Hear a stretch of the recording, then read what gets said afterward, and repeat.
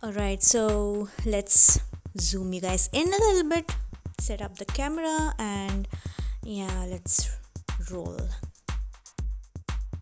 So, for this, you have to make sure that you don't have an oily face. So, clean your face and remove all the oils, brush it up nicely. I've got this brush which is really helpful. One side it's for combing the brows, and the other side it's just a brush. Takes care of all those little hairs. And yeah, next, it's very important to not let the skin be oily, so you need the talcum powder. Any talcum powder would do, and just brush it up with your fingers so that it becomes really easy. Otherwise, all those little hairs and everything, they don't get in the tweezers, so it's very important. Then of course tweezers, and yeah, the initial little tweezers and plugs are going to be a little painful, so you might notice me making those weird faces, but after a couple of tweezers here and there, you're going to get it. And I'm just going to fast forward it because we don't want to waste hours and hours doing that, but I usually take a good hour for each brow, or maybe I might be exaggerating, but yeah, it's going to take a lot of time. So we're just going to clean up the whole surface. Usually shaving really makes it easy, and it makes it look very smooth, but I don't really um, prefer shaving. But if it's your cup of tea, then you should go ahead with it, but I'm just going to pluck. And also, doing it in the daytime, in the day sunlight, is very much advisable because you get to see all those hairs in real time. And I'm just going to make this video, so I'm not doing it in the daytime, but yeah, the daylight really helps in taking care of all those little hairs. And I'm just going to take the brush and comb it upwards and downwards depending on where I'm plucking. So here I'm doing it on the top part of my brow, so I'm going to comb it downwards, and vice versa. So now that we are done, I'm just going to brush off all the hairs that have been falling on my face.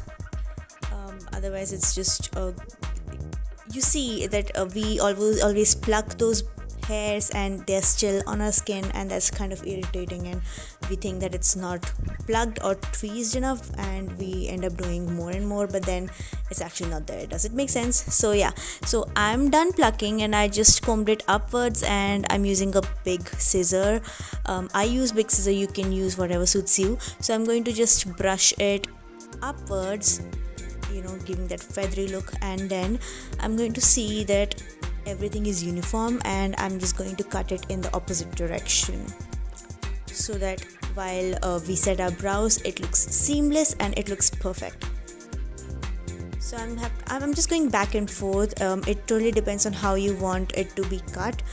You can totally leave this, or you can do it's all up to you, but I have uneven hairs, and I need to chop them off.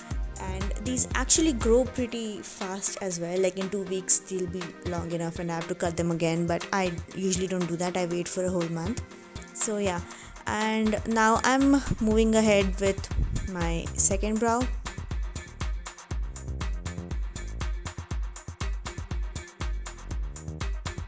And yeah, again, if it was shaving, it will be much easier, and it'll be faster, but I believe tweezing is actually a little bit better because it doesn't grow up that fast. And as you can see, when I'm cutting the front part of my brow, do you see that hair? Wow. Like, yeah, I'm just brushing them off. Like, that makes so much of difference. I'm not sure if you can see the before and after, but it truly makes a difference for me in real life. And it actually gives me the same look that threading me gives it to me. So yeah, and we are done.